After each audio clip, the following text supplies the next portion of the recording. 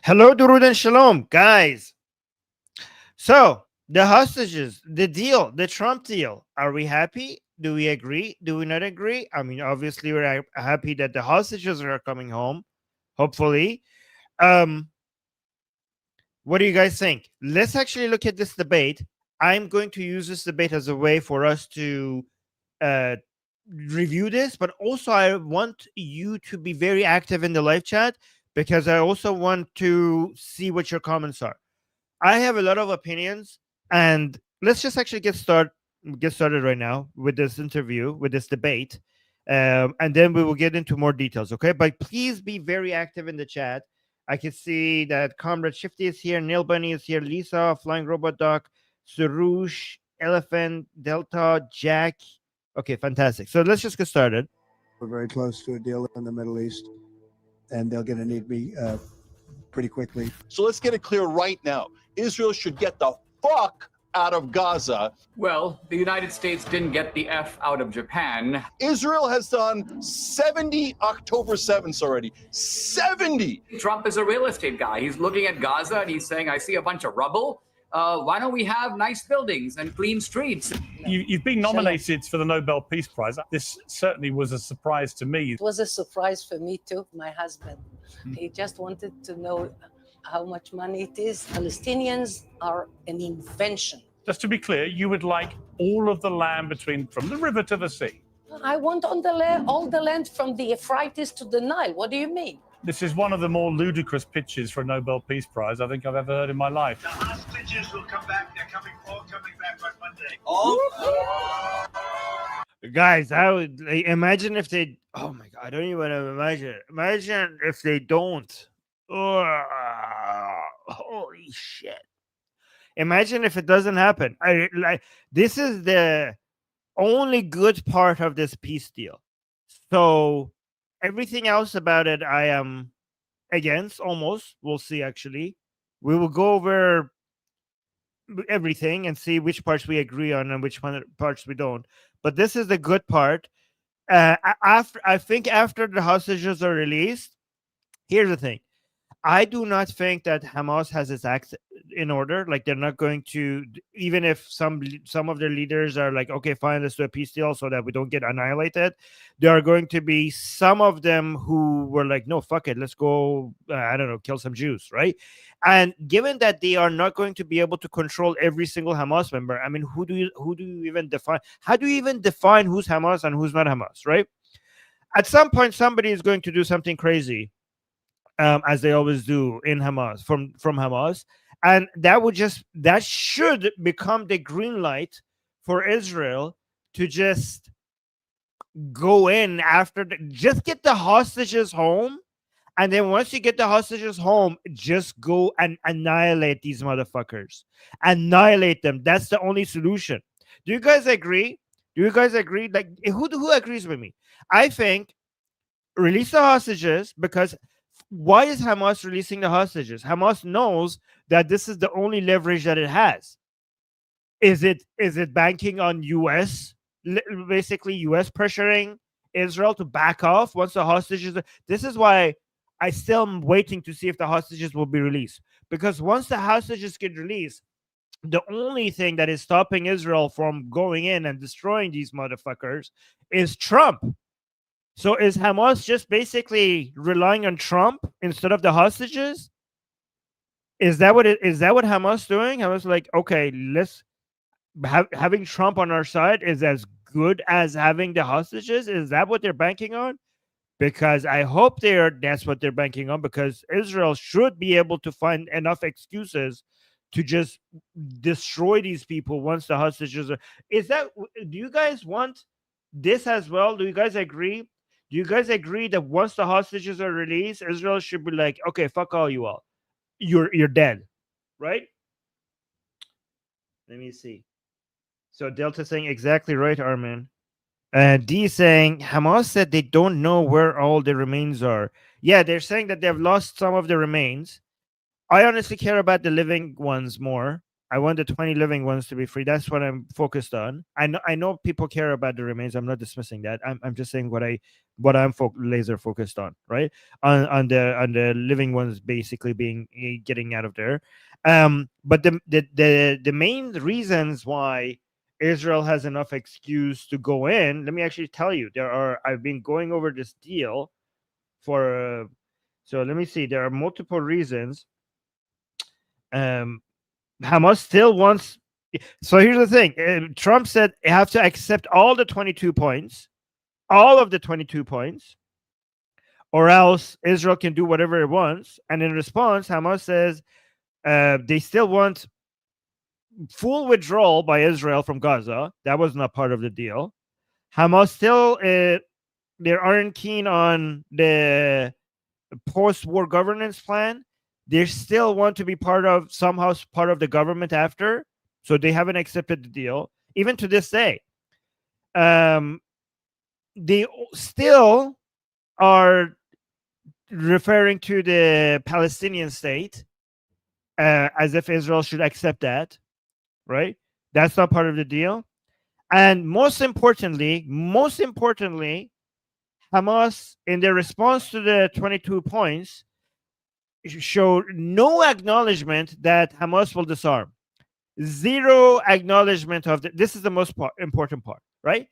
So Hamas doesn't want to disarm, probably will not disarm, and that's good for Israel to have an excuse to be like, well, you didn't. You know what the problem is?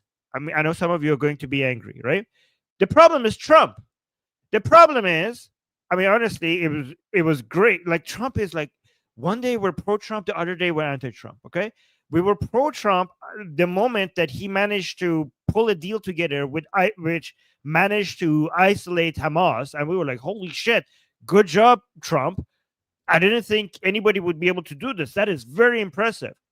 Like right after, the world seemed to be going the direction of isolating Israel because Canada and Britain joined other countries like Norway and Spain and others to recognize Palestine. Like, oh no, Israel's getting isolated. Like within one deal, everybody came on the side of Israel, and even Qatar was on the side of disarming Hamas, and the whole, like everybody, including Israel, was on one side, and Hamas and the Islamic Republic was on one side. So Hamas and Islamic Republic were being very isolated with just this deal. And we were like, thank you, Trump. That was very good. But then the day after, Hamas is like, okay, Trump, sure. That's we accept the deal, but we don't. Like they didn't accept most of the deal. Like most of the deal was not most important parts of the deal. And Trump was like, this is good. This sounds good enough to me. This sounds good enough to me. Israel, accept this deal. And Israel like, what the hell? Again, this is the art of the fold. Okay, this is the art of the fold. It's not the art of the deal. This is the art of the fold. Hamas just was it big? Trump. Was it because they said thank you? Was it because they were like they said the meanest things to Israel? But when it came to Trump, did you guys see the letter that Hamas posted in response? They were so nice to Trump. I've never seen Hamas being so nice. Have you guys ever seen Hamas talk so nicely about Trump? They said thank you to Trump. And was that good enough for Trump? Trump was like, okay.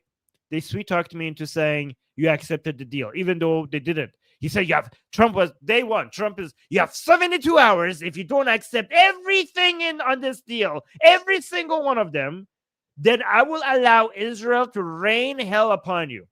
And Hamas was like, oh, no, Trump, thank you so much. How about we agree to 1% of it? And Trump was like, oh my God, you guys are so nice. Israel, stand back. What the fuck? That's what's happening. But anyways, if I'm still okay with all of this, if it means that the hostages get home, I just hope that Israel manages to find a way to then go in and do what it needs to do once the hostages gets home. Especially, oh my God, I forgot the most important part of this. The most important part of this is that a whole bunch of terrorists are getting released in response. Guys, have we not been here before? Have we not been here before? We are the whole reason October 7th was possible was because you gave them Yahya Sinwar. Guys, is this not? Yeah, exactly. I'm just saying, yeah, the next Sinwar. So, okay, yeah, 20 hostages going home is amazing. We should all be happy. The thing is, did you potentially gave them the the operational experience, the intelligence, the know-how to be able to do another October? Guys, do you understand how difficult it is for people to have the operational capability that somebody like Yahya Sinwar had? This is not something that you could read in a book. This is not something that you could learn from other people telling you what to do. Okay, these are things that you could only learn by doing in the field. Okay, so the amount of resources that is stored in the minds of so many of those terrorists in Israel's jail, okay, you just release them back to Hamas. You just release all of those investments, all of those resources back to Hamas. You basically potentially release another Yahya Sinwar back to Hamas, which is last time you did that, it resulted into October 7th. You released 20 hostages. That's fantastic. But last time I checked, in October 7th, 1,200 people died. Right? Yeah, exactly. Thousands of jihadis have been released. If one of them is another Yahya Sinwar, you basically put thousands of Israelis at risk of being you basically created potentially more hostages and more people dying for 20 people.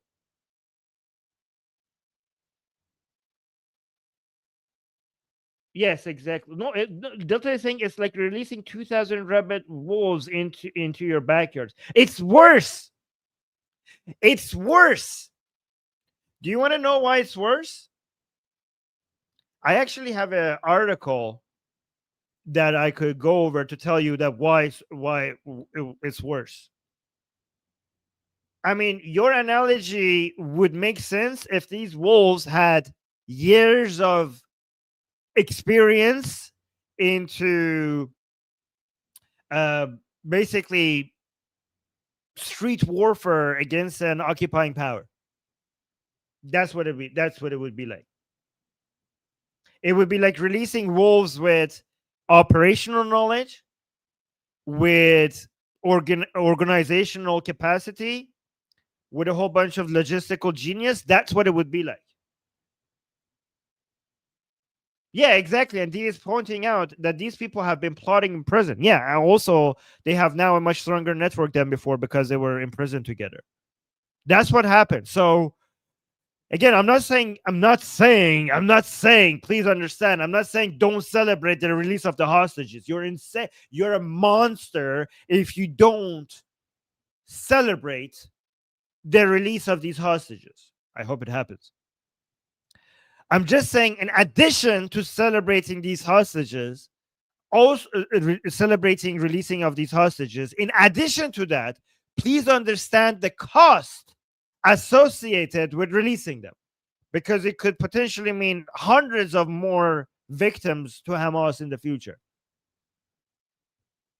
Was what happened on October the 7th 2 years ago an act of resistance? Palestinians rose up and resisted Israeli oppression. Yeah. This is my problem. It wasn't an act of resistance. It was an act of despicable terrorism. I'm not going to call it an act of terrorism. There is nothing pro-Palestinian about Hamas as an organization, and they are an organization that needs to be destroyed for the well-being of Israelis and Palestinians. True. For the first time in more than 2 years, Palestinians in Gaza and the hostage families in Israel are celebrating, albeit cautiously. The war may finally be over. US President Donald Trump made the announcement that both Israel and Hamas have agreed to the first phase of a peace deal. This is how he got the historic news. Come on up here, Mark. Anything we should know about the Middle East? That's what we're hoping to talk to you about here, Mr. President. Well, they're smart, but they're not smart enough. Oh, my microphone's broken. They're smart, but they're not smart enough. They have been covered by Oh, so like he told Rubio to tell him regarding the update regarding the peace deal, and Rubio was like, I can't tell you in front of all these people, Mr. President. So he asked for a note. Like, wait, hold on. He said what? He said, that's what I was hoping to talk to you about here, Mr. President. well, He pointed at the camera. they're smart, but they're not. So look, that guys, this should be turned into a movie. Look, he passed the note from behind. Like here. They're smart, but they're not smart my enough. God. Oh, my microphone's broken. They're smart, but they're not smart enough. They have been covered by these liberal cities for so many years. And that's why. Look at that nod. Guys, look at this is the powers, the world powers deciding the future of geopolitics in the Middle East. He's looking at the notes and then he looks at Rubio. He gives him a nod. By these liberal cities for so many years. And that's why we're all working with Treasury, with all these different departments to find the criminal conspiracy. Okay. I'm just giving. Yeah, I was just given a note by the Secretary of State saying that we're very close to a deal in the Middle East, and they're going to need me pretty quickly. An incredible moment. Of course, there's every reason to be unsure. Guys, Trump is so easy to piss and he's so easy to please. He's now coming out and basically celebrating Hamas's so-called accepting of the deal, which they didn't technically. And he's now even suggesting that they could have again peace, in his word, with Iran. Guys, there's something very important that you need to understand here. Based on everything you hear from Netanyahu and Trump, I just want every single one of you guys to have this frame of mind when you listen to Netanyahu speak and when you listen to Trump speak, right? When Netanyahu talks about a future where Israel and Iran have peace with each other and they have good relationships with each other, he's always talking about within the context of the Islamic Republic gone and a new government taking its place.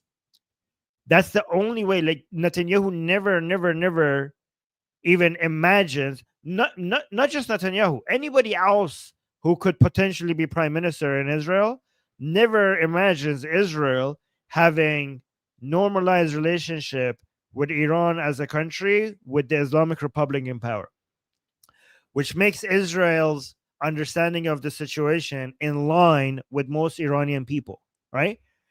The reason why we Iranians sometimes get pissed when Trump is speaking is because unlike Netanyahu, when Trump talks about peace with Iran, he's talking about peace with the Islamic Republic.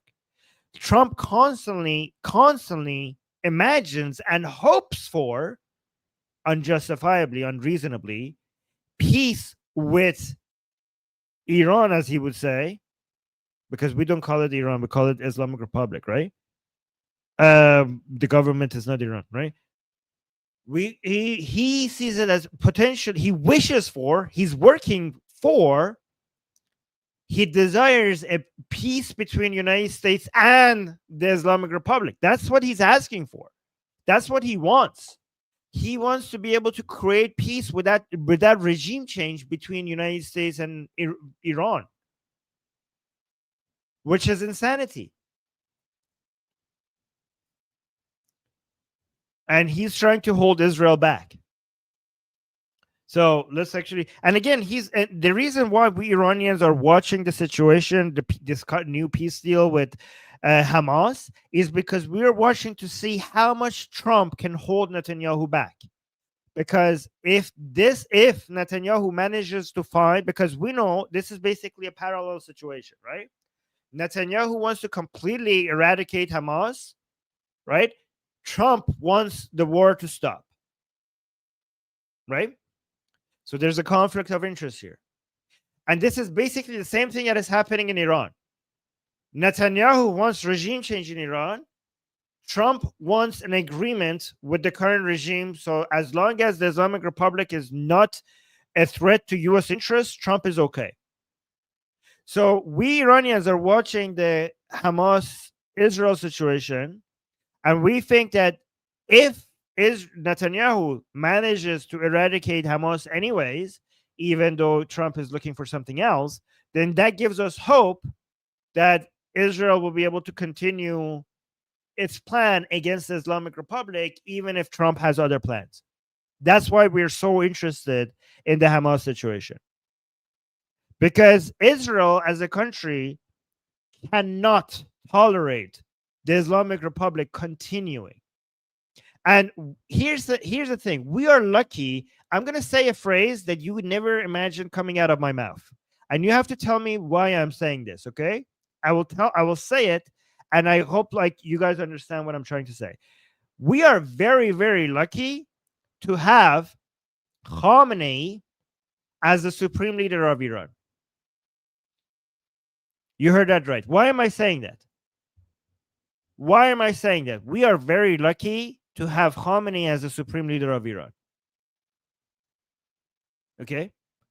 The reason is if Khamenei was not not the supreme leader of Iran right now, anybody wants to guess? Because if Khamenei was not the supreme leader, the rest of the Islamic Republic would have caved in, would have accepted putting on a mask and show that they're not a threat to America to continue their agenda in the Middle East. They would try to pretend they would basically suck up to Trump. They will suck up to Trump, and then they go on a campaign to show that even if the Islamic Republic is an enemy of Israel, they are not an enemy of United States. That's what the reformers want to do, and that's what even some of the hardliners realize that that's their only way to survive. And if Khamenei was not in power, the Islamic Republic would have the flexibility to survive Trump, to live to see another day, to basically do its Islamic empire building, maybe a little bit slower, but still continue at some point. The good thing about Khamenei is that he's a fucking moron, and he is not flexible at all.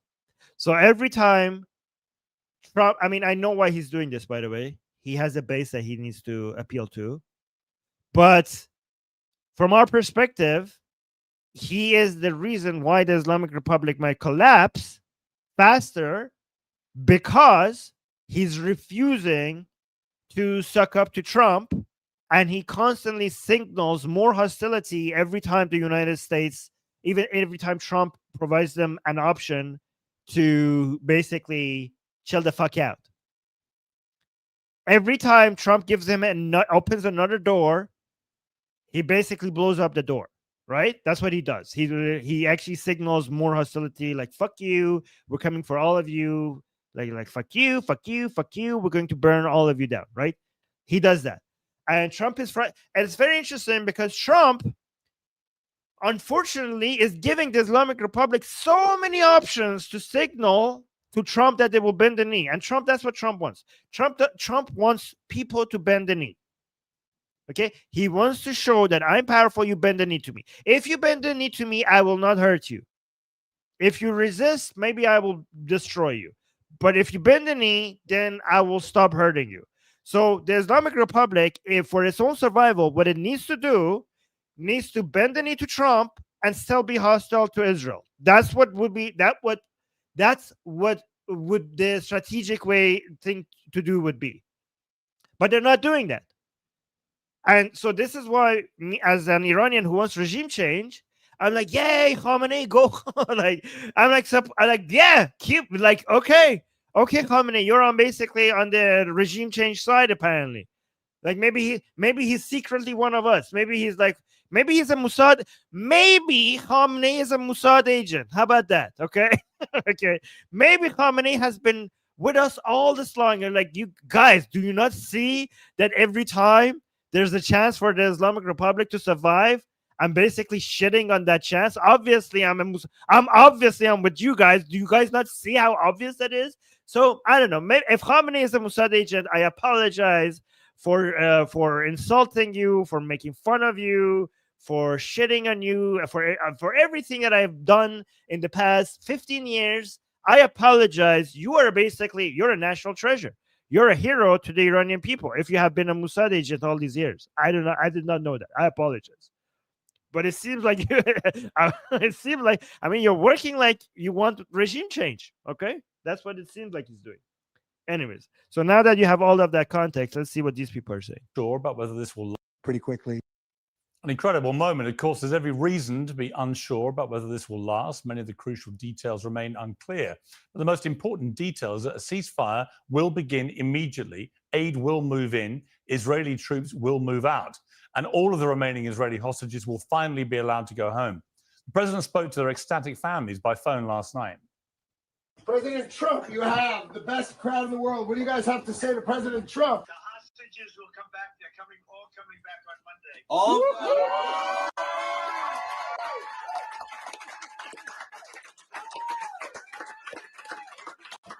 Thank you, sir. Thank you. Somebody in the chat is saying, can't we all just hug, please? Okay, you go hug Hamas. Good luck with that. Well, as part of the deal, Israel is expected to release more than 1,700 Gazans detained since October the 7th. The grim truth is that they will be returning to a decimated land, blighted by unspeakable destruction, grief, and uncertainty. There are major unanswered questions about the extent of Hamas disarmament, about who governs and rebuilds Gaza, and about who makes sure this deal, like others before it, doesn't simply fall apart. But for now, it's a moment in history to savor and to celebrate. For the first time in 24 months, tomorrow should be better than today. To debate the US-backed deal and what happens next, I spoke to Cenk Uygur, founder and CEO of the Young Turks, and filmmaker Desh D'Souza, whose latest releases about the rise of Islamism after October the 7th. Cenk, I've not talked to you since this peace plan was presented. I read it in detail, and I found myself nodding at a lot of it. It seems to me to be the most likely framework to get this war over. Yeah. So my sense of it is that Trump is actually trying to get to peace. Obviously, he's massive. Yeah, he's desperate. He's desperate to show. By the way, guys, and one thing else that you all need to understand: peace and ceasefire are two different things. When you are fighting terrorists, when you are fighting fascists, actual fascists, not what the Antifa tells you. When you're fighting any force that wants to destroy you, ceasefire with them does not bring peace. Ceasefire with them provides an opportunity to them to recover after all the ass whooping that you have delivered upon them, delivered to them, right? Like once they see that, oh my God, we might actually fucking end right now, they're like, okay, give us a ceasefire so that we could recover, so that this becomes a fair fight. Why would you do that? Why would you do that? Why would you give your enemy a chance to recover? Ceasefire does not mean peace. Ceasefire means longer lasting wars. Just look at the difference between what happened after World War I and World War II. Look at the difference between what ceasefires bring you and what absolute destruction of your enemy brings you. If you want long-lasting peace, what you should aim for is the absolute destruction of the enemies of peace. It's very simple. It's very straightforward. It makes sense. And it also has empirical evidence historically to back it up. Oh my God, we already got 4 super chats. Thank you, guys. Hold on, let me see. Comrade Shifty thinks some should check Khamenei's bank account for shekels. Yeah, true. And then Unusual AI just gave 1 super sticker and then 2 super stickers. Why is the super stickers not counting? I think there's a delay. 2 super sticker and 3 super stickers. Thank you, unusually. You're very generous. Okay, thank you. Biased towards Israel, and this deal is biased towards Israel, but I would take it. And so now I'm not Hamas, so it's easy for me to say I want the hostages home. I wanted the hostages home from day one. So in the deal, the hostages get released. Hamas does not rule Gaza. I'm happy with both of those things. But the critical part, Piers, is Yeah, but Hamas hasn't accepted that. Israel has to leave Gaza. So Israel should never leave Gaza. Israel should never leave Gaza. Leaving Gaza, you fucking idiot, is what made October 7th possible. Leaving Gaza is what caused October 7th. Right now, what they're saying is, yeah, we're going to get what we want. We're going to get our hostages back, but we're not going to leave. And they claim they're getting a security perimeter, which is just more land. And I told you from day one, this was never about self-defense. This is about land acquisition. They're trying to build greater Israel. So then Netanyahu says yes to the deal because he has no choice because Trump makes him, which I like. Good job by Trump on that. Then he goes home and says in Hebrew, not in English, oh, don't worry. We're going to have the IDF deep inside Gaza. So in other words, we're not going to do the peace deal. We're going to get... You idiot. The peace deal itself. Okay, he hasn't wrote the peace. The peace deal itself says that Israel gets to leave Gaza in phases, but not completely. There's even a buffer zone that Israel gets to maintain even after the entire agreement is over. So what are you talking about? Not even Trump's deal doesn't even ask for a complete withdrawal. The hostages back, and we're going to grab as much of Gaza for Israel as we can. So that's the part that I can't stand. If I was Hamas, I'd sign the deal anyway, take Israel's excuse away from them. They've been... Oh yeah, Israel will have all the excuses it needs to go back in. Trust me, you fucking terrorists will give Israel the excuse. Using the hostage. That's why Netanyahu didn't want the hostages back, because he wanted it as an excuse. But it doesn't really matter, because even if you take that excuse away... No, holy shit. He said Netanyahu, look at this fucking idiot. He says Netanyahu didn't want the hostages back because he wanted the hostages as an excuse. You fucking idiot. Netanyahu had to hold back so much because of the hostages. It's the other way around. It's the other way around. If it wasn't because of the hostages after October 7th, Hamas would have been annihilated by now. What the fuck are you talking about? Well, not Hamas's ideology, their capacity to fight and their capacity to govern over Gaza. Didn't want the hostages back because he wanted it as an excuse. But it doesn't really matter, because even if you take that excuse away from him, what he's going to do next is Hamas didn't surrender enough. They didn't turn in enough weapons. I have to murder more. They didn't turn on. Oh my God. Like, oh, Israel always looking for excuses for war. We have a peace deal, but after the peace deal, they're going to come with excuses that they didn't turn over enough weapons. The deal says you have to turn over all your weapons. So if they don't turn over all their weapons, it's Hamas that hasn't abided by the deal. You look at this. Even now, even before any of this happens, he's giving you. He's telling you what these people are going to do, what these leftists are going to do. When Israel comes in and says, well, actually, Hamas didn't abide by the deal, these motherfuckers are going to be like, oh my God, here are the excuses.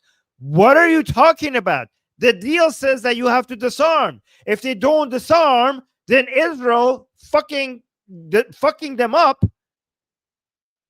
It's not Israel's fault. They are the ones that didn't abide by the deal. Look at this. This hasn't even happened.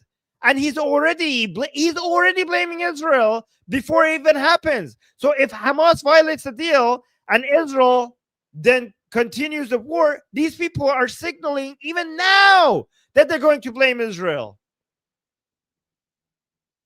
Yeah, exactly. Darko is saying in the chat he's basically doing PR for Hamas. Like before even Hamas makes this argument. Spooky Shauna just gave us a super chat saying Cenk should see how much land I would give him. Cenk should see how much land I would give him. I would give them. Oh yeah, okay. Wait, no, I don't get it. Yeah. I thought we actually explained the super chat. I thought I'd get it for a second, but I don't. Cenk ain't sweet, but definitely, I don't understand what that means either. Cenk wakes up in the morning and blaming Israel for the. Yeah, actually, blaming Israel is actually very, very profitable these days. It gets you a lot of audience. Palestinians have to ethnically cleanse them more.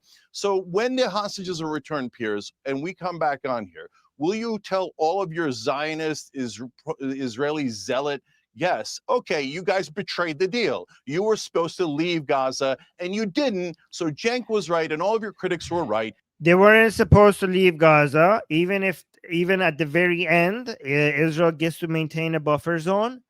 But if Hamas violates the deal and Israel doesn't leave the areas that it's supposed to leave, it's not Israel's fault, it's Hamas's fault. This was always about... Guys, what are the chances? Let me know in the chat. What are the chances that Hamas is actually going to abide by all the points in the deal, in the peace deal? All of them. Okay, and I don't know what the chances are. You tell me, okay? Because it requires them to completely disarm, and it requires them to accept a government with no Hamas for Gaza. Right? So let me know what are the chances. People are saying 0, minus 147%. Because when this happens, and Israel says, okay, then I'm going to do what I have to do, a lot of people are going to blame Israel, but unfortunately, maybe, I don't know, what is worrisome is that maybe Trump would also blame Israel. We'll see, because Trump is desperate to show that his peace deal worked. So if Hamas violates the deal, Trump might still pressure Israel to back out. They're like, it's good enough. It's good. Trump might still tell Israel that this is just good enough. Just take this is the best that you could have gotten, and you should just accept it. Stealing Palestinian land. Okay, so that's what's going to happen. What stealing Palestinian land? What the fuck are you talking about? And you didn't. So Cenk was right, and all of your critics were right. This was always about stealing Palestinian land. Okay. There is no Palestinian land to steal. That entire area is Israel. That entire area is Israel. Israel gifted you Gaza, which is now shown that it was a mistake.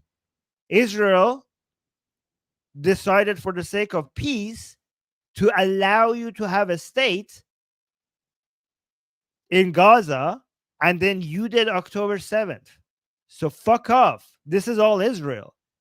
It's not stealing to maintain control over your own land. Okay, so that's what's going to happen. I guarantee it. So I just want to set ahead of time so then people don't try to squirm out of it. Oh, no, they didn't turn. They turned in 12,000 guns, but we wanted 13,000 guns. We have to keep murdering. We have to keep stealing land, right? Oh, yeah. So see, he's already telling you that if they don't turn over all their guns and basically violating the agreement, Israel should still abide by the agreement. That's what he's saying. So let's get it clear right now. Israel should get the fuck out of Gaza, and they should end the occupation entirely. Otherwise, Israel should maintain control over that entire area. Israel should keep occupying Gaza and the West Bank with the intention of eventually turning all of that into Israel. Oh, finally, the super chats are counting. Thank you. So let me see. Unusual AI saying it's showing. Yeah, I don't know why. I think it takes a while for it to. Once you start it, it takes a while for it to start counting it. Unusual AI saying it's showing one out of 10 super chats. Must be YouTube error or something. How many need to force you to have you longer? Yeah, well, oh, it's now 3. See, it's working. I think we're gonna get there, so don't worry. Well, thank you, Unusual AI. So, guys, whenever I introduce the super chat goal. So, guys, the way it works that if we get 10 super chats, if we reach our goal, I'm going to drop a link and you guys can come up and talk to me, whoever wants to talk to me. And right now, we're 3 out of 10. Thank you, Unusually. And Cenk, so somebody else gave a super chat saying Cenk is pro-Hamas no matter how much he denies it. He is definitely, I mean, I don't know what's inside people's brains.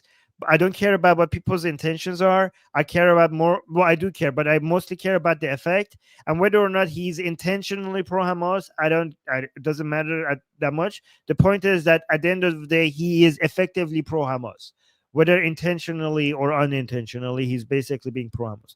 Thank you, Unusual AI, for a super sticker. Do the super stickers count? I don't know what's happening. I don't know why some of these are counting and some of them are not. I think super stickers are supposed to count. What's happening? I don't know.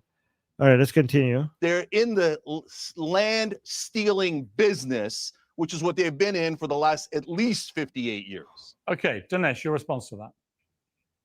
Well, the United States didn't get the F out of Japan after the attack on Pearl Harbor. This was something that the Japanese started, and the United States not only finished it, but after the war, there was denazification, there was a restructuring of Japan. So I'm just saying that when you start a war, it's not going to end your way. Now, I do support the Trump plan.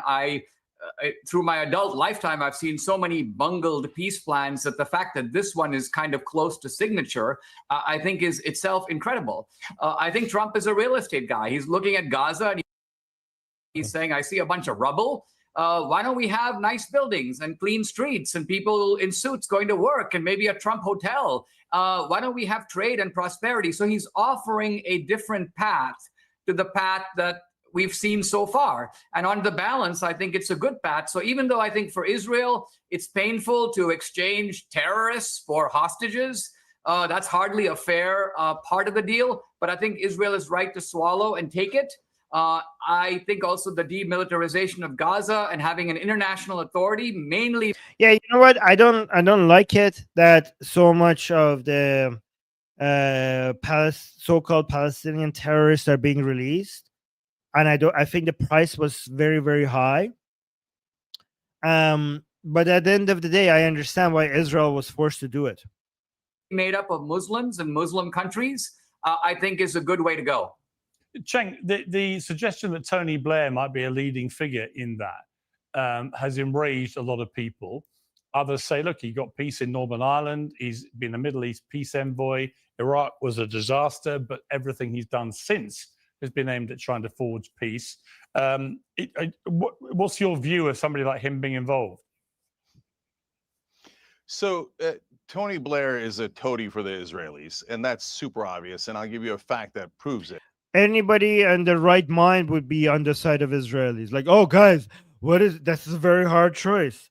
Am I on the side of democracy, a democratic country, with Western Enlightenment values, or am I on the side of fucking genociding Islamic terrorists?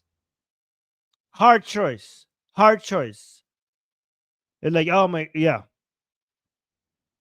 Oh, he's bad because he's biased in favor of Israel. Anybody with common sense and a little bit of decency would be on Israel's side. You fucking idiot. Do you know who's funding the Tony Blair Institute to the tune of $350 million? Larry Ellison, the same Larry Ellison who is the biggest. Not enough. Jews supporting Israel need to be spending more money, not less, in supporting politicians in favor of Israel and media in favor of Israel. They're like, oh my God, they're spending so much money. They're not. They should be spending way more. They should be spending 100 times more. Rich Jews around the world should be spending so much more money in supporting politicians and media that is supporting Israel. Charitable donor to the IDF. He gave them $16.6 million in the middle of a genocide. Oh yeah, murder more. Not enough. That's not enough money. Guys, Israel is basically saving the globe trillions and trillions of dollars in stability, peace, and securing international trade, especially energy trade. So spending billions to save trillions is a steal. He gave them $16.6 million in the middle of a genocide. Oh, yeah, go murder more Palestinians. Look at this. Somebody in the chat is saying, is that a watermelon? Oh, no, that's a South Africa flag. I was like, it's really interesting when I piss off Hamas sympathizers and terrorist supporters in the chat. Like, is this guy for real? Like, guys, you understand that when you support terrorism and you get offended by what I say, that's actually a point for me. Like, I hope that you guys are pissed at what I'm saying. I hope terrorist sympathizers watch what I say and I hate it. If you guys really liked what I say, I would be questioning myself. If you support the terroristic Palestinian cause and you agree with me, I would be questioning everything I do. So thank you for getting offended. Here's my charity to Israel. Go steal more land. So that guy is paying off the guy, Tony Blair. Yeah, stealing the land that is ours. We're stealing something that is ours. How could you steal something that you own? Who's supposed to be neutral here? No, he's got 350 million reasons not. Neutral? Who would be neutral between Hamas and Israel? If you're neutral, fuck you. Like, oh, he's supposed to be neutral? No, you're not supposed to be neutral. You're not supposed to be in neutral between a terroristic group and a democracy. You should not be neutral. Like, oh, Tony Blair is supposed to be neutral? No, you fucking moron. You should not be neutral. Nobody should be neutral. Tony Blair, who's supposed to be neutral here? No, he's got 350 million reasons not to be neutral. He's going to be biased in favor of Israel in every way, shape, and form. He has been bought by Israel. He helped to start the Iraq War. Iraq had nothing to do with 9/11. Iraq had nothing to do with America. At the time, Israeli leaders said that it was Israel's #1 enemy. And Tony Blair said, yes, sir, absolutely, sir. We'll invade them, sir. And now he's... Oh, yeah, that's why they did that. It wasn't because of, I don't know, 9/11 or stuff like that. Okay, Mujtaba just gave us super chat saying, #Israel chap hargiz nafamid in Persian. So Iranians have this saying that they say chap hargiz nafamid, which means the left never understands. This is a phrase Iranians use all the time. I think he's referring to Cenk right now. We're told that he's neutral when he's obviously and literally and empirically bought by Larry Ellison, who's a massively pro-Israel zealot, near lunatic, honestly. Oh, look at this. Speaking of lunatics, we have somebody in the chat saying 9/11 was Israel. Retard alert. Retard alert. Ding, ding, ding, ding, ding. Okay. On saying, yeah, I'd like to donate charitably to a genocide. It's unbelievable. And so, and one more thing about what Dinesh said. So look, these guys always say, oh, well, look, there was World War II and we dropped a nuclear bomb. Like, why? But what we were supposed to learn from history. So yes, the Mongols went into Baghdad and killed 800,000 people, every man, woman, and child about 1,000 years ago. Does that mean we should all do it? No, we're supposed to get better as we go along. And that's why we passed laws after World War II that we should not do indiscriminate mass murder of civilians. And the only country that doesn't agree, Israel. The only country that has done more than Israel to protect mass civilians is, let me think. Oh, I can't remember which country did more because it doesn't fucking exist. Oh, we got another super chat. Wow, what's with the super chat? Hungry Goat is saying, why is the chat overrun with brainwashed pro-pallies? Because they are our medicine. We know, guys, life could be exhausting sometimes. They come here so that we could point at them and laugh. They come here for our entertainment. They come here and say Israel did 9/11, so we could laugh at them. This is good. This is what you need. Guys, laughter is the best medicine. Okay, so let them be here and say this random BS shit so that we could just point and laugh. Okay, just point and laugh. But thank you for the super chat. They're like, no, we reserve the right to do mass slaughter of civilians. That's because they're totally outside of the rule of law. They're a pariah terrorist state, and we've got to stop funding them. There's a debate about the dropping of the atomic bombs on Hiroshima and Nagasaki, but even the people who say that that was a bad idea think that there should have been instead a land invasion of Japan, which would have itself have produced untold casualties. So there's no real debate in America. Hold on, let me finish. Stop! He didn't interrupt you, fucker, motherfucker. He didn't interrupt you once. Once he didn't interrupt you, but you cannot help yourself. Produced untold casualties. So there's no real debate in America. Hold on, let me finish. You keep shouting. Let me finish. So the point I'm trying to make here is when Japan starts it, the United States gets to finish it, and there's no need to have a, quote, neutral authority that somehow neutralizes the influence of the victor. Look, if Israel had carpet bombed Hamas and carpet bombed Gaza on October 8th, they would have gotten away with it. The reason that they are getting all the heat now is they dragged it out. And in fact, they are trying surgically to distinguish between Hamas and civilians, an extremely difficult job to do when Hamas grabs its own mothers and daughters and puts them. Oh, he's laughing at the fact that Hamas uses innocent civilians as a way to protect its combatants. He's look at it. These are the people who pretend to care about civilians in Gaza. Right in front of Hamas and says, "We dare you to shoot because that's going to make you a murderer." That's not a total lie, you fucking idiot. That's Hamas. Hamas admits that, you fucking idiot. Is this an ad? Okay, this is an ad. Let's actually skip the ad. There we go. We're back. 100% propaganda, 100% fabrication. But in fact, you're saying that Hamas has not been using human shields for the past 2 years? No, that's total Israeli propaganda. In reality, that is, guys, that is Israeli propaganda. It is Israeli propaganda that Hamas uses human shields. Wow. Wow. Wow. Okay, this guy is a Hamas sympathizer. Holy fucking shit. In reality, it's Jews lying. It's Jewish lies. Jewish lies. There's You're saying that Hamas cares about civilians. Yeah, exactly. It's the Jews. It's the Jews. I mean, even if we prove that Hamas soldiers are using human shields, those are Mossad agents that are pretending to be Hamas. Guys, hey, the brain dead anti-Semites in the chat. Okay, if you actually see a Hamas militant using civilians as human shield, this is what you say. Like, well, that's not real Hamas. That's a Mossad agent in Gaza pretending to be Hamas. I'm basically giving you your lines, okay? Israeli soldiers. Let me finish. Israeli soldiers putting Palestinian. Let me finish. The person who was the first to interrupt the other guy. Kids in front of them. They're the ones who do human shields. Do you know where the head of Mossad is, the headquarters?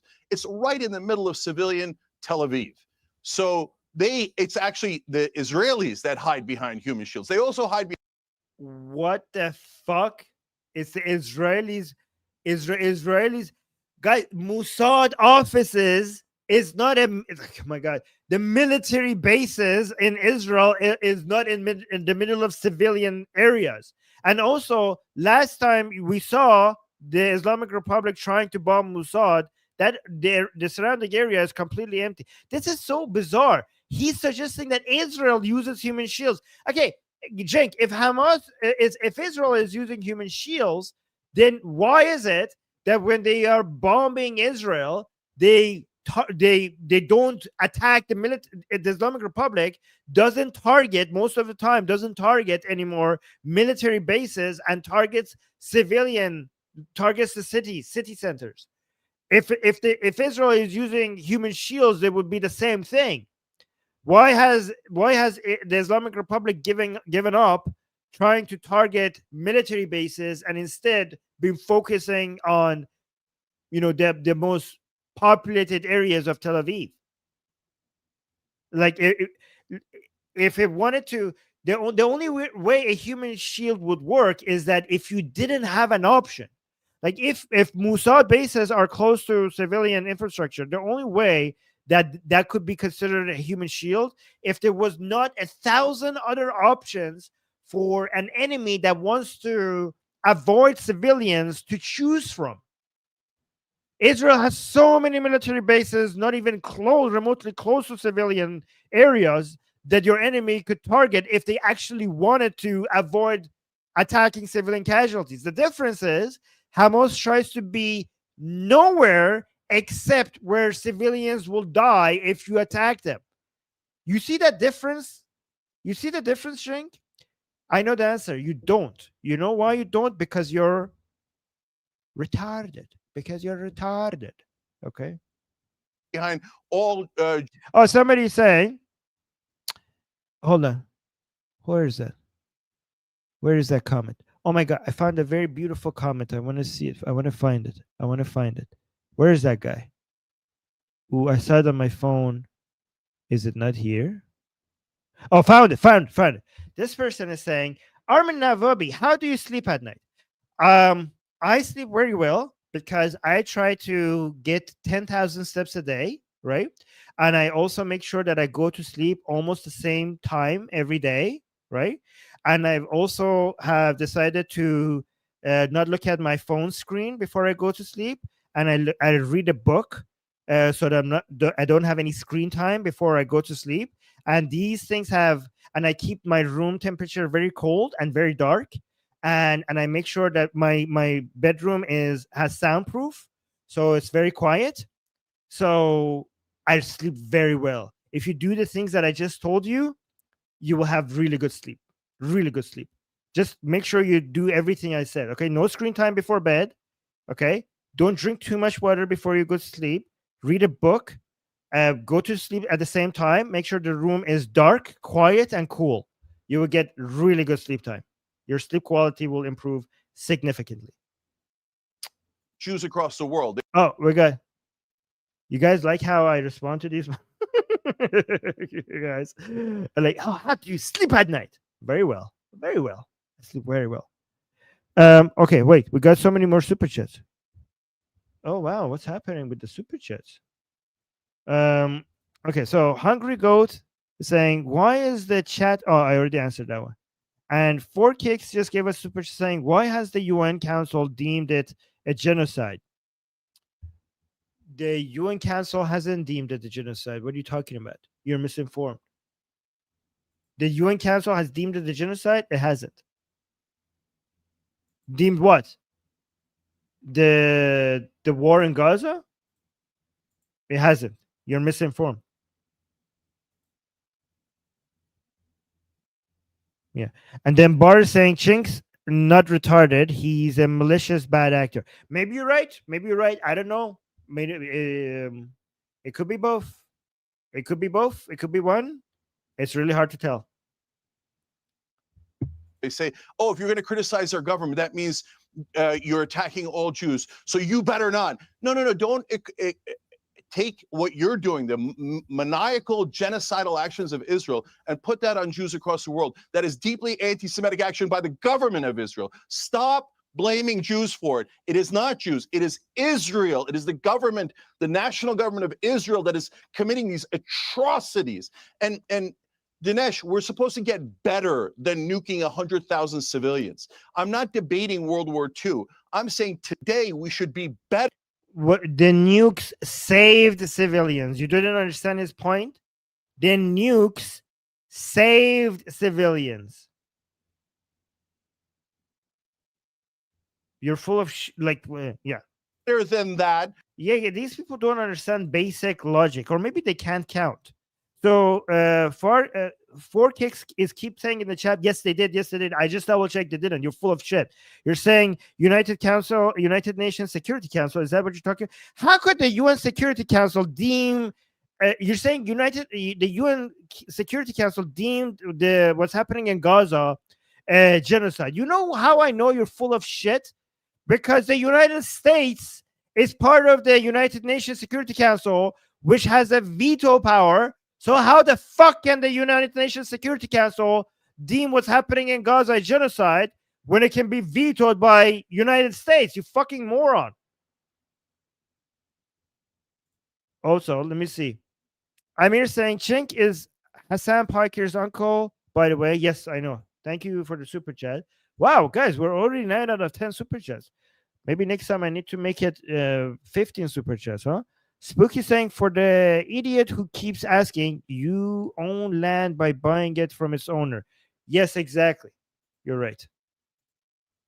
Thank you, Shana. You know, when we dropped a nuke, we burned the babies and the grandmothers alive. That is not a thing that you should be bragging about. Maybe, you know, back then you could use. You shouldn't be bragging about it, but at the end of the day, the atomic bombs saved Japanese lives. It saved Japanese lives. I don't know what to tell you. Historical context, but today we're all trying to get better except one country. Israel says we will not get better. We want to. Israel has been able to get better than every country. Like he's like, look at this. They're living the opposite world. Like Israel, everybody's trying to get better except Israel. The country that has been better when it comes to protecting civilian lives than every single country.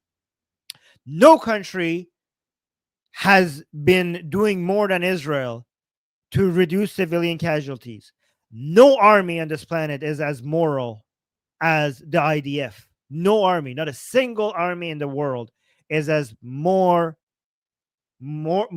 as humanistic and moral as the IDF. Go backwards. And the most important part of this, Piers, is when is this brutal, terrible, racist, evil occupation going to end? 58 years Israel has its boot on the neck of the Palestinians. So let our people go. And I say our, not in terms of because I was born Muslim American, but the whole world is saying it. Oh, look at this. Our people. He's saying our people, and he says Muslim American because he's trying to play in. Wow. These people want to play in as if they're the victims, even if they have nothing to do. I'm telling you, these people are investing in the blood and tears of people of Gaza. This is what I'm talking about. These people want to be revolutionary. These people have a revolutionary fetish that they want to satisfy without actually paying the cost. They are outsourcing the dying, the bleeding, the roof falling on your head, watching your kids suffocate under the rubble. They want to outsource all of that to the people in Gaza. And they were like, oh, these are our people. This is my people. I am the victim here. I am part of this revolution.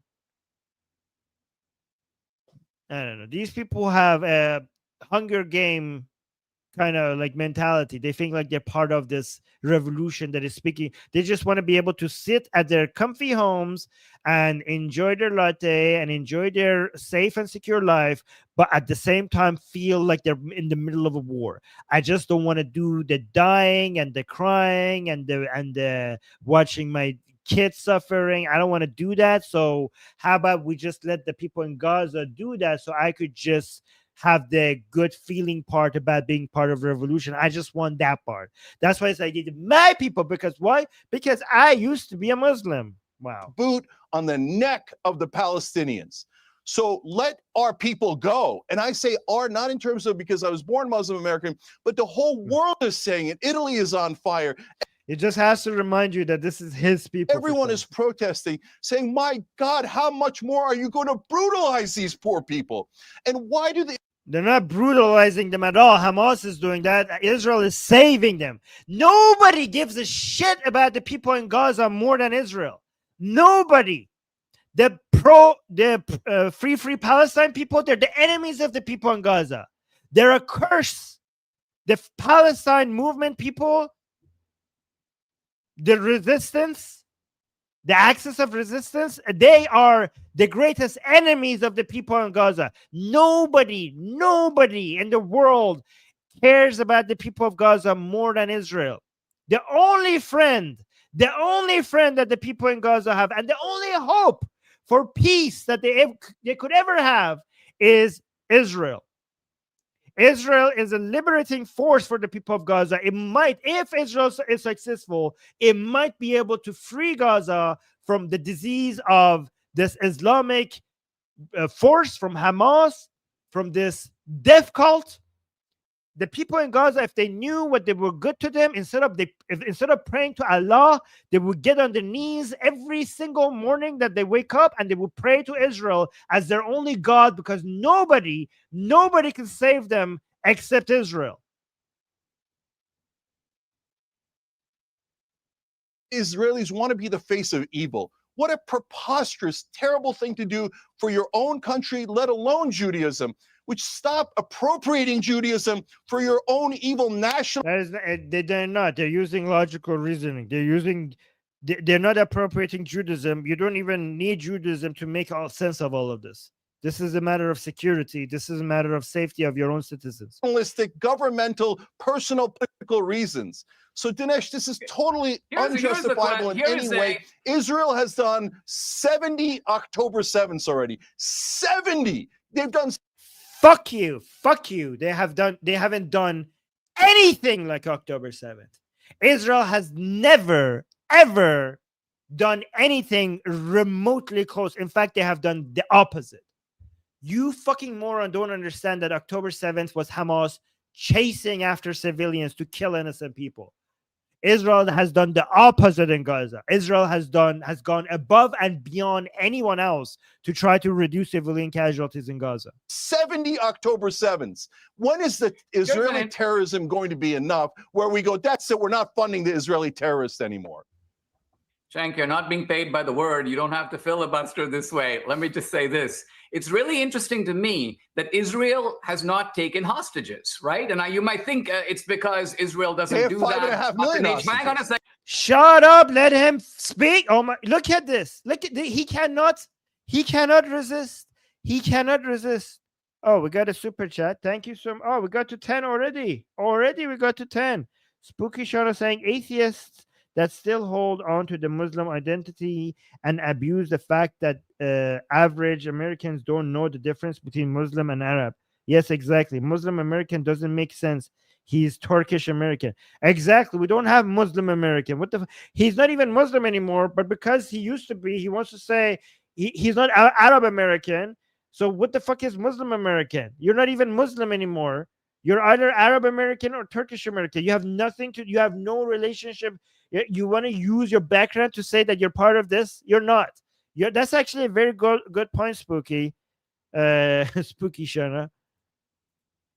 Hostages, right? And you might think it's because Israel doesn't do that. 5.5 million Hang on a second. Let me finish. Hold on a minute. Oh my God, he's talking about the terrorist prisoners that Israel is holding as hostages. Fucking idiot. The reason that Israel hasn't taken hostages the way Hamas did on October 7th is this. Hamas wouldn't care. The value of Israel taking hostages would be absolutely zero. Hamas would basically say, go ahead and kill them. We are indifferent to what you do. Now, this really right here shows the moral chasm between Israel and Hamas. Israel values these human lives, will go to great lengths. Israel is freeing scores of terrorists in exchange for ordinary men, women, and children that are sitting under forced captivity by Hamas. This is not a fair exchange, but Israel is doing it because they're like, we value life. And Hamas is like, we value death. I have no argument.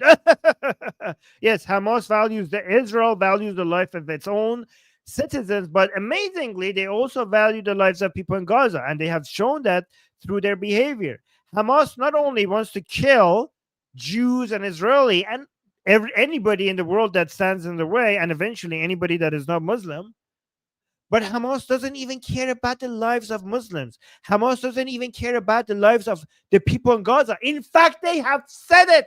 They have admitted that the blood of the people in Gaza grows the movement. It makes the resistance stronger. They celebrate their own people dying. That is a death cult. You have more mothers in Gaza celebrate the death of their own children than mothers anywhere else in the world. Let me repeat that for people who didn't hear what I just said one more time. More mothers celebrate the death of their own children as martyrs than mothers anywhere else on the planet. This is an absolute death cult. Okay, somebody says 7,000. Oh, yeah, Israel. Guys, this is every time somebody says 7,000, this is a reminder that we accept super chats. Super chats, you don't have to give me 7,000. You could give me 7 anything. 7. Okay? Make it 7 so that these people see that every time they say that, it actually maybe encourages more support for the channel. Okay. Yeah, it's hilarious.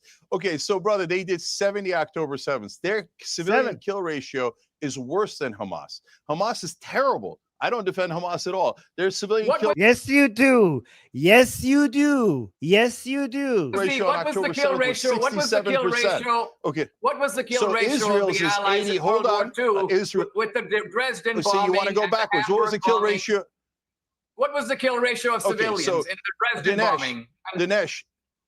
Dinesh, the reason you want to go back to World War II and to dropping nukes on people and to back to the I'm talking Mongols or about whatever you want to fighting go the back to Nazis. is because you're hold on, because you're trying to justify the vicious terrorism of Israel. So they have done 70 October 7th. So if I'm one trying to October 7th is expose terrible, you. I'm and trying I to say it is expose you. terrible, isn't 70 October 7th an enormous disregard for human life? Isn't an 83% civilian kill ratio literally the very worst in the world?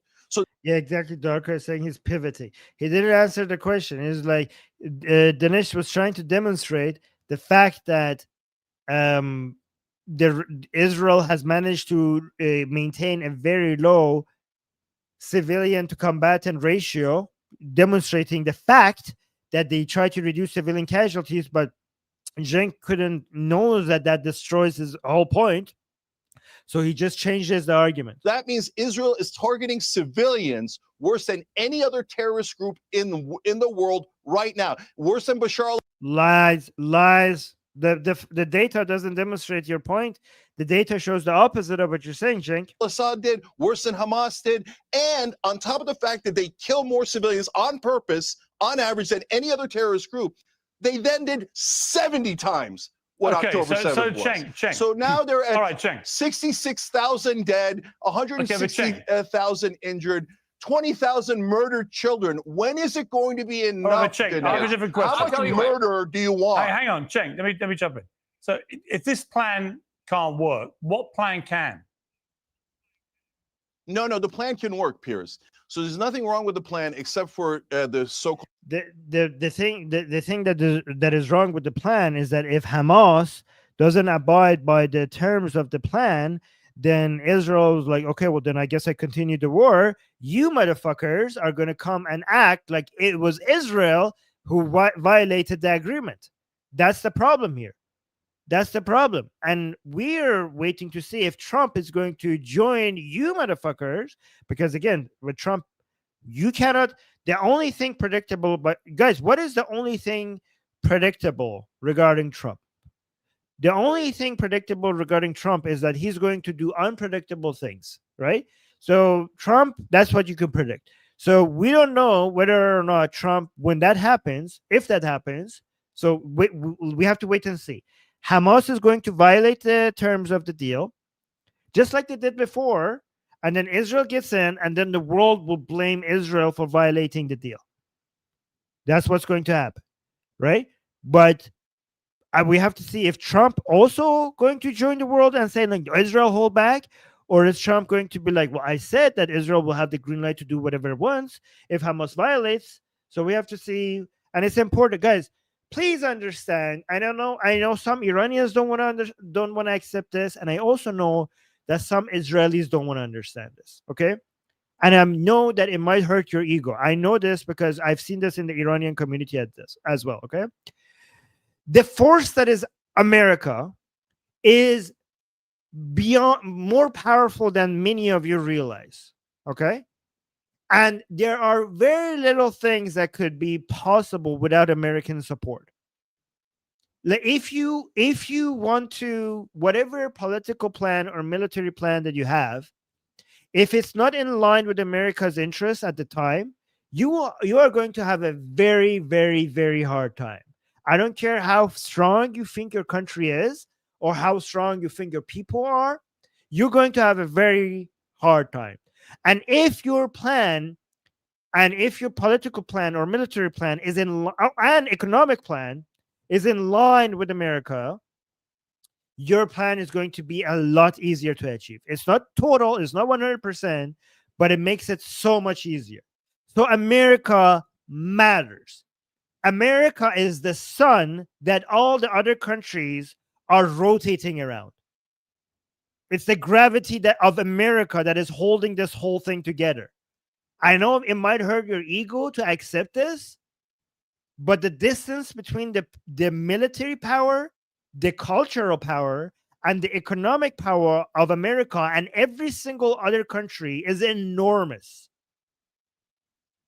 So, as an Israeli, I hope you have enough political sense to understand that you have to take America into account. America is very important. You cannot be like, oh, we could do this. You cannot just say we are going to do this ourselves.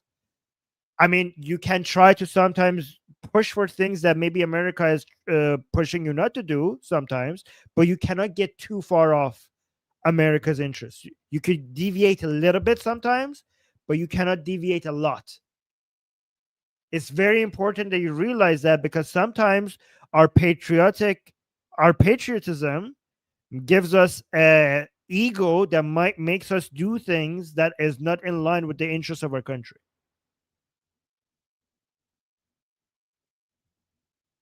Right?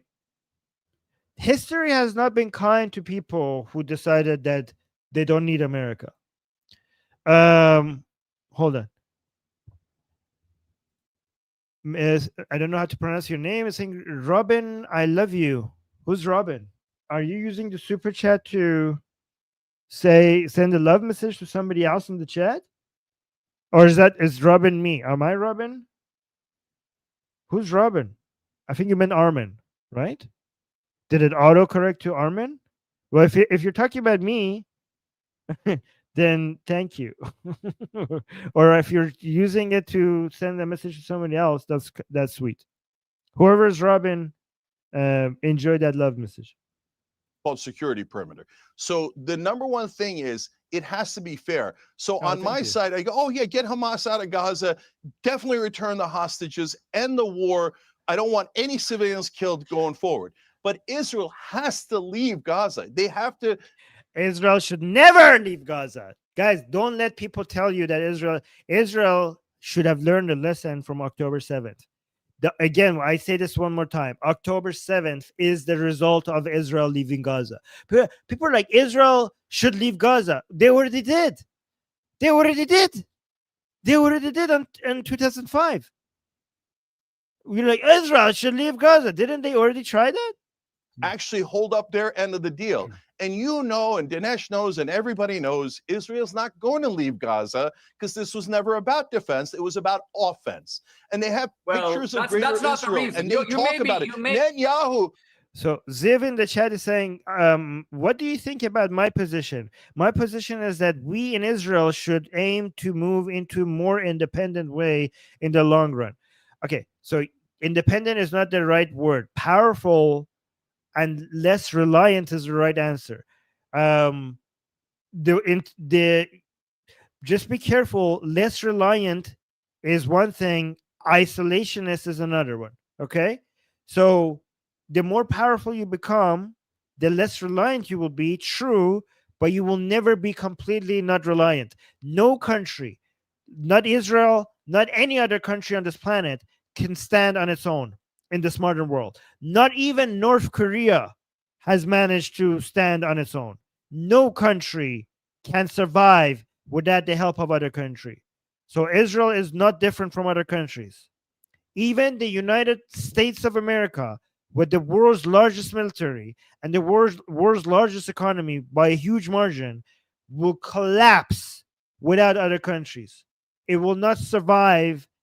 Not only would not be a superpower, it would not even be. It would be less than a third world country without other countries. No country gets to be great without the other countries. This is the new world. Everything is connected. Everybody is reliant on other people.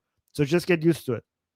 Netanyahu said, hold on, let me just finish this quick thought. Netanyahu has said that it is his historical and spiritual mission to set up greater Israel. That includes Gaza and the West Bank. Why isn't American media honest about that? Why don't they say, oh yeah, the objective of the leader of Israel is to take all of Gaza for Israel. This has nothing to do with self-defense. This is an aggressive imperial war. It is. Taking over Gaza will be self-defense if people are throwing rockets at you and committing genocide on you from Gaza. It would be self-defense. If I have a neighbor and my neighbor is shooting missiles at my house, and my neighbor sometimes sends some people overnight to come take my kids and kill some of my kids, then me taking over my neighbor's house, I mean, it's actually my house. I gave it to my neighbor for some reason. But taking over that house will be self-defense, you fucking idiot.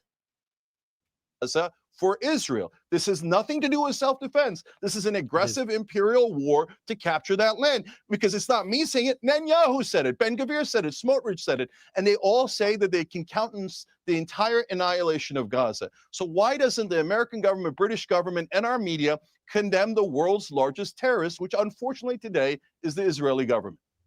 All right. So since 2005, a right-wing Israeli government pulled out of Gaza and essentially had Gaza under Palestinian control. The people of Gaza voted for Hamas. So you basically had a two-state solution. The Israelis were not really involved. Gaza was being autonomously governed by Hamas until October 7th. Now, October 7th is a case, for example, that's kind of like your neighbor doing a home invasion on you and massacring your family. You're obviously going to be kind of uneasy. And then if you, Cenk, come along and say, well, listen, we got to be fair. You need to clear out of the place. You can't keep an eye on my fence anymore, even though I did this to you. I mean, I totally understand where the Israelis are coming from. Now, that being said, I think Trump is saying to the Israelis, pull back. Let's have an international authority. Let's have a bunch of Muslims, but Muslims without the Hamas drive. Guys, look at this. Retard alert.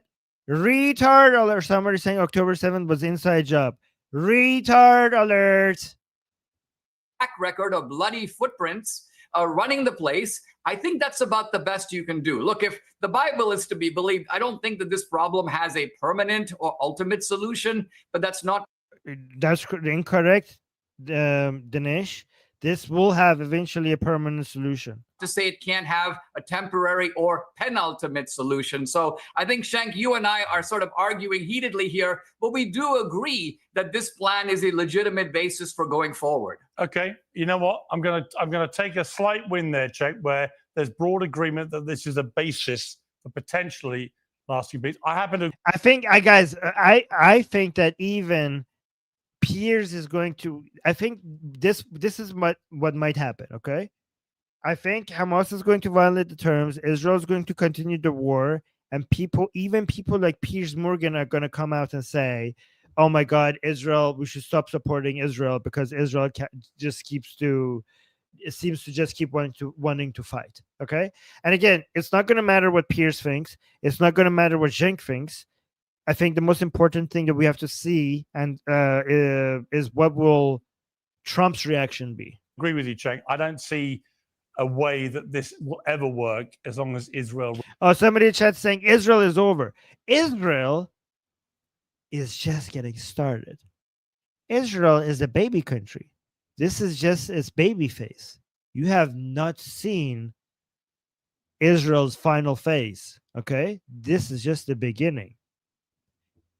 Israel is going to become one of the most successful countries. I mean, it already is, but just wait 20 or 30 years and see what is Israel going to achieve. You probably live in a shithole, and then you're going to look from your shithole to the greatness that Israel is at that time. Remains in Gaza. So at some stage they have to leave. And the Palestinian people have to have their own state, and you have to have a two-state solution. I see no other way this ever actually ends up in proper peace. But I do want to end on not just a moment of surprise agreement there, a gear change. Cenk, you want to get somebody saying you're spouting this for a measly $7,000, red, gold, and green. I bet you. I bet you don't even have $700 in your account right now. And yes, I am getting paid $7,000 a minute for my live shows directly from, hold on, let me see. Because Mossad didn't respond to me, but yep, I'm just checking. Netanyahu himself just wired another $7,000 directly. He uses his own personal account. Okay. Because Mossad, for some reason, didn't want to work with me, but I'm now working directly with Netanyahu himself. And he's using his own personal bank account. And he just right now, I can confirm, wired me another $7,000. Yes. Your reaction to this, because Dinesh posted on X in July and said, "I think I look pretty good for 64." All right, I don't want to do this part. By the way, guys, I put the link in the chat. If any of you don't have to be a Jew hater to come up, even if you agree and you have an opinion that you want to share. Given that we got to 10 super chats, I post a link in case anybody wants to come up and share their opinions, but you have to keep it short, okay? If you are against me, you get to speak longer, but if you are just want to give an opinion, then keep it short, okay? But I do want to share, I mean, if anybody wants to come up, okay? And again, I will be friendly. As long as you're friendly, I will be friendly, okay? But I do want to share this article regarding, so let's just nerd out a little bit, okay? I know this is not very audience friendly, but we're going to get a little bit technical here because I got this art. Where was this from? This was from the Middle East Forum, okay? And the name of the article is Israel's hostages come home, but at what price? Okay, so you could go look that up. But let's just listen to this article because it's very, very interesting. This is, guys, this is higher level. If you have IQ below room temperature, you might want to leave because this is for the rest of you. Every person of conscience celebrates President Trump's announcement. How's the audio? How's the audio? I'm getting AI to read the article for you guys. Okay, is the audio okay? After more than So let's go back to the beginning. Every person of conscience celebrates President Trump's announcement. After more than 2 years of agony, Israeli families will finally embrace their loved ones. Children will see their fathers, parents will hold their children, and spouses will be reunited. This is a moment of pure joy that resonates across the free world. Those who have prayed for this day, demanded this day, now see it arrive. To the families who have camped outside the Prime Minister's residence, who have marched every Saturday night, who have lived in suspended animation since October 7th, their nightmare is ending. Their strength has moved mountains. The entire Israeli nation stands with them as they prepare to welcome their loved ones home. No one, absolutely no one, questions the imperative of bringing them back. I mean, no one, absolutely no one. I'm pretty sure Hamas questions that. And yet, even as the world celebrates, we must ask at what price, and more critically, what comes next? The arithmetic of this exchange should give everyone pause. Israel will release over 1,700 Palestinian prisoners. 1,700 potential Yahya Sinwars. 1,700 people, each one of them potentially leading another October 7th. Including 250 serving life sentences for the most heinous acts of terrorism. These aren't stone throwers or protesters. These are the architects of the Park Hotel Passover massacre, the planners of the Sbarro pizzeria bombing, the orchestrators of attacks that turned school buses into crime scenes. Each has blood on their hands and expertise in their heads. Hamas is trading 48 hostages, 20 living and 28 dead, for 1,700 experienced operatives, a massive force multiplication that transforms tactical defeat into strategic victory. Every released prisoner returns to Gaza or the West Bank as a hero, a symbol of resistance, armed with years of additional training and burning with renewed purpose. Yeah, and even right now, the ceasefire, the peace agreement is being celebrated in Gaza as a victory against Israel, and people are shouting the chant, Khaybar, calling upon Khaybar. What was that chant again? Saying Khaybar, Khaybar, Ya Yahud. And then Muhammad's army is coming back, referring to Muhammad's story. Muhammad basically committing massacre on a Jewish tribe in a city in Khaybar. So yeah, Khaybar Ya Yahud is the second part that I don't remember, but the second part in English reminds people that Muhammad's army is coming back to kill all the Jews. So they're already doing that. I mean, imagine the amount of motivation they're going to get when they see their heroes coming back home. History provides a grim preview of what. Oh yeah, Jaish Muhammad Safayud. Yes, I think if you read it in Arabic, it would be easier for me to read. Comes next. Yahya Sinwar, the architect of October 7th, spent 22 years in Israeli prison studying Hebrew, analyzing Israeli society, planning his revenge. Released in the 2011 Shalit deal among 1,026 other prisoners, he used his freedom to orchestrate the deadliest day in Israel's history. Today, Israel is releasing another generation of potential Sinwars. The framework speaks optimistically of Hamas agreeing to disarm, to leave Gaza, to accept peaceful coexistence. But Hamas has committed to none of this. They've agreed only to phase 1, the hostage exchange that strengthens their position. Points 2 to 20% of Trump's plan remain aspirational. Points 2 to 20. So Hamas has only accepted. Actually, that's the part that we need for now. So the good thing about them accepting the hostage exchange is the fact that they're going to lose their leverage. The bad part is that they just potentially got another Yahya Sinwar or more, right? But the thing is that they haven't accepted anything else, which means that they haven't accepted the peace agreement. They haven't. If you haven't accepted anything else, then you haven't accepted it. It's just simple as that. So it's like points 2 to 20 of Trump's plan remain aspirational. Contingent on Hamas's voluntary compliance with demands no genocidal movement has ever accepted without military defeat. Even more troubling is. So it's read it as contingent on Hamas voluntary compliance with demands no genocidal movement has ever accepted without military defeat. So this would be the first, basically.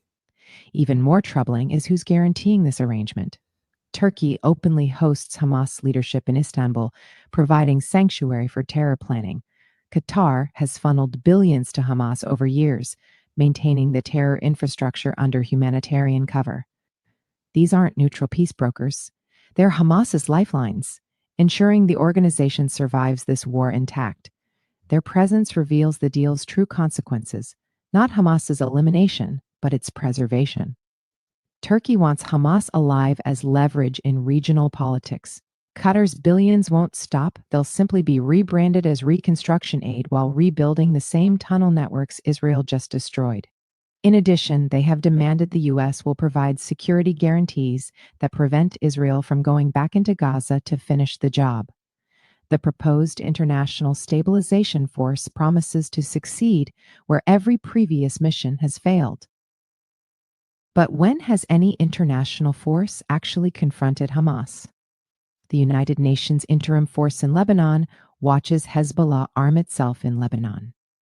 United Nations forces in Syria observe, while jihadi forces build bases. These forces inevitably become passive observers, documenting violations while terror groups rearm under their watch. History teaches that. This is why you never trust any of these international groups to, compared to Israel. You need Israel's army there. You can never Israel pulling back and then trusting international groups to coming over and Gaza and making sure that all the money that is going into Gaza right now will go into Gaza right now to rebuild. Who's going to ensure that they're not going to actually be used to rebuild another attack like October 7th? You trust this in these international groups, especially now that it's going to be an Arabic group, apparently, for them to you trust them? Many of them actually are going to be sympathizing with Hamas. The only entity, the only military force that you could trust to make sure that doesn't happen is the IDF. History teaches that Ideological movements committed to genocide don't negotiate themselves out of existence. The Allies didn't offer Nazi Germany a 20-point peace plan, hoping the SS would voluntarily disarm. They demanded unconditional surrender, destroyed Nazi military capability, and rebuilt from scratch. Hamas, whose charter calls for Israel's annihilation and whose leaders promise to repeat October 7th again and again, requires the same treatment. So yes, let the world celebrate these hostages' return. Let Israel embrace them, heal with them, and honor their survival. But no one should mistake this tactical success for strategic victory. Israel is purchasing today's relief with tomorrow's security, saving current hostages while creating conditions for future ones. Okay, this is the line. Okay, Israel is purchasing today's relief with tomorrow's security. Okay, one more time. This is the key sentence here. Okay, Israel is purchasing today's relief with tomorrow's security. That is really heavy. The families waiting at border crossings deserve their reunions, but other families, not yet formed, children not yet born, deserve more than becoming the next generation's hostages. They deserve the permanent peace that comes only through Hamas's complete defeat. Israel's hostages are coming home, and for that the world rejoices. But until Hamas is eliminated as a military and political force, we are merely pausing between tragedies. The question isn't whether Israel should bring its people home. Of course it must. The question is, will the international community learn from history or condemn Israel to repeat it? Today brings celebration. Tomorrow must bring the resolve to finish what October 7th started. Not with negotiations, but with victory. Anything less guarantees that today's joy will become tomorrow's grief. That was perfectly said. I don't need anything else to add to that. But given that nobody's coming up, but we did get 10 super chats. So I do want to stay longer with you guys. Let me just do a video that goes over the terms of the peace agreement. So this is from TLDR Global, from that channel. So let's just review the terms of the deal. Oh, somebody actually came up. Oh, it's okay. There we go. Let's check. Hold on. Give me a second. I need to. If somebody comes up, I'm gonna do the media assets. I'm gonna switch it. Okay, I'm gonna switch it, and then I'm going to shift it to like this so that you cannot see the camera. There we go. And then we're gonna go here. All right. Hi. Hello again. Hello. So I'm not here to disagree. I just have a quick question about something I've been thinking. Okay. So what kind of policy and relation should Western countries have with Islamic dictatorships and other dictatorships? Because we are very hostile to the Islamic Republic, but we have better relations with countries like Saudi and other countries. So from a geopolitical perspective and from an activist perspective who would want liberalism, what kind of policy should West have with them? Like Morocco, like recently put a woman in jail for saying Allah is lesbian, which violates free speech. So similar human rights violations in Egypt and Saudi and all those. How should the West respond to this? Okay, so by the West, are you talking about the people in the West, or are you talking about the government? Both. I asked, what should the West do from a geopolitical perspective, and what should we as liberal activists do? Okay, so the government of every country, their responsibility is to their own people. Correct. Like the government of of a country is not supposed. Their job is not to bring democracy, secularism, liberalism, higher standard of living to other countries. Do you agree with that? Agree with that? Their job. They have been paid by their own citizens with tax dollars to make for their security, for their safety, for their stability. Do you agree with that? Well, yes, mostly, but we do give aid sometimes. But Mostly, yes. Yeah, yeah, but the aid that you give is mostly for national interests. Do you agree? Well, maybe, okay. Yeah. So the reason, for example, you are more hostile to the Islamic Republic rather than other Islamic dictatorships is because the Islamic Republic is a threat to your security, and they are not as much. Does that make sense? Yes, it makes sense. Right. And even if if your government is donating to for democracy or liberalism or women rights, if it's not coming from individuals, because individuals can spend on whatever they care about, okay, and that's nice. But the government's responsibility is not to use your tax money for things that are nice. Your government's responsibility is to use your tax money for things that makes you safe, right, and secure and stable. Right. So even if they are spending money on programs, they have to make the case for how this is going to result in your safety. Like, I'm not saying it's not, and I'm not saying it is. So maybe they could come up and make an argument that this is increasing our soft power, for example, in North Africa. And by increasing our soft power in North Africa, we are going to be able to be involved there more. With that, soft power reduces the money that we have to spend on hard power. It makes it easier for our soldiers and our military to be there without receiving a lot of hostility. And us being there is important for security and our companies there and our trade agreements. And this is how it's going to impact you. I'm not saying that this is a correct argument or not, but at some point they have to somehow make the point for why this is going to impact your life. If you want to be generous, you need to be generous with your own money and your own resources. If you're the government, you cannot be generous with my money. Okay, because you go be generous with your own money. I'm a taxpayer. You have been hired to do a job for me as a citizen. You cannot go be generous with someone else's money. If you go be generous with someone else's money, you're not being generous. Does that make sense? Yes. Yeah. Okay. And also, I think this attitude will bring more democracy and secularism around the world indirectly.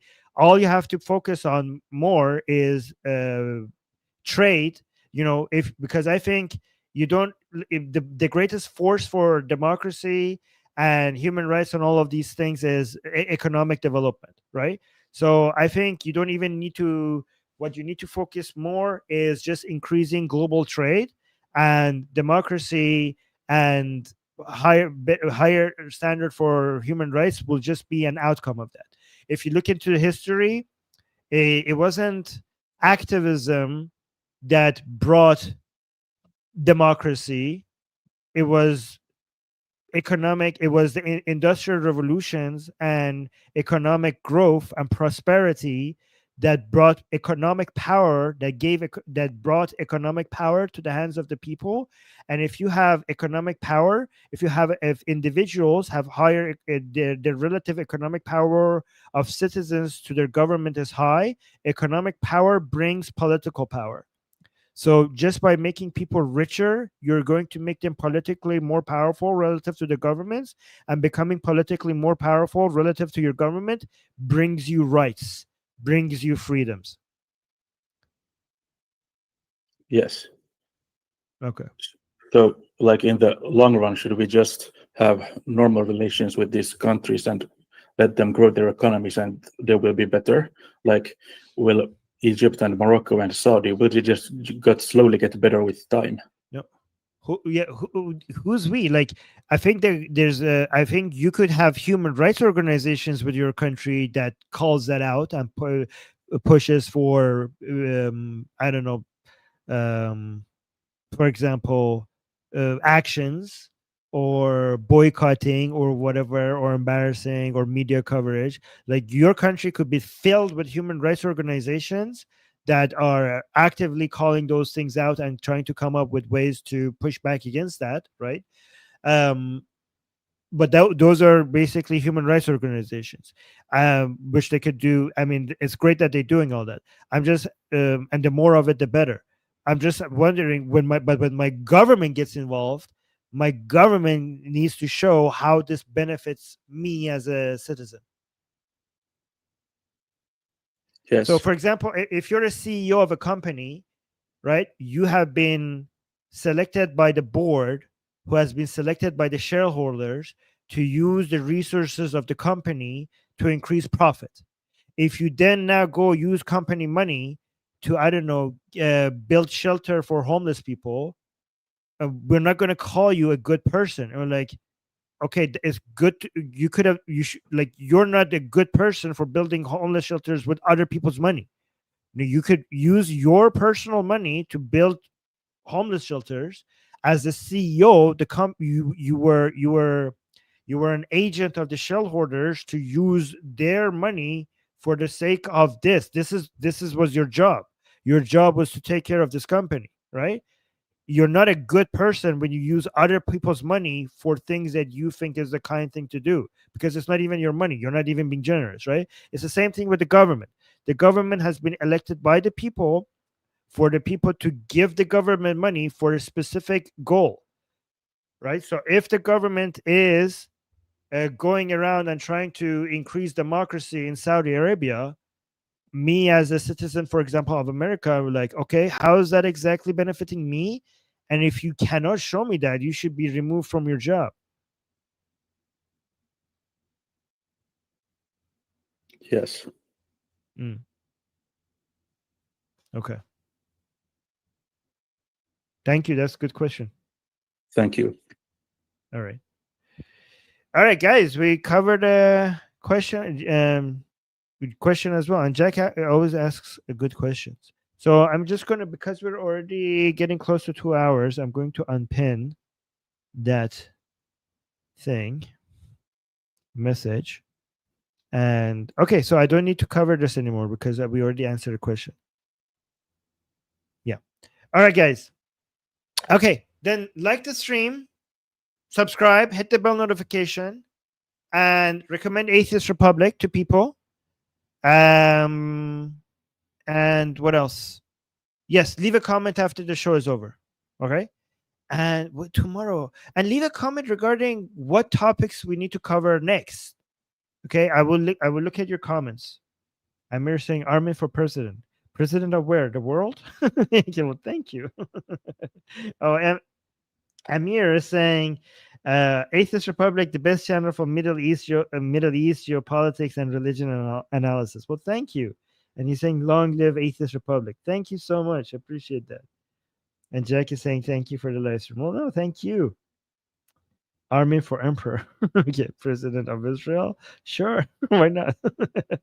Unusually saying great stream. Thanks, Armin. You guys are amazing. Thank you. We had a successful stream today. All right, don't forget to don't leave without liking the stream. Okay, it doesn't cost you anything, so please do that. All right, guys, I'm gonna head out. This was a good stream. I enjoyed talking. I enjoyed hanging out with you guys. Guys, I'm also planning on creating a community where we all talk to each other. Okay, somewhere that is not something that a community, online community that is focused on promoting liberty all around the world. Let me know if you're interested in that. I'm gonna create a corner where we all hang out and we talk to each other about promoting liberty around the world. We could keep it a small community. It's going to be free. Okay, it's going to be free. Let me know if you're interested in that. Okay, let me know in the comments. All right, so talk to you guys later, and I'll see you next time. Bye.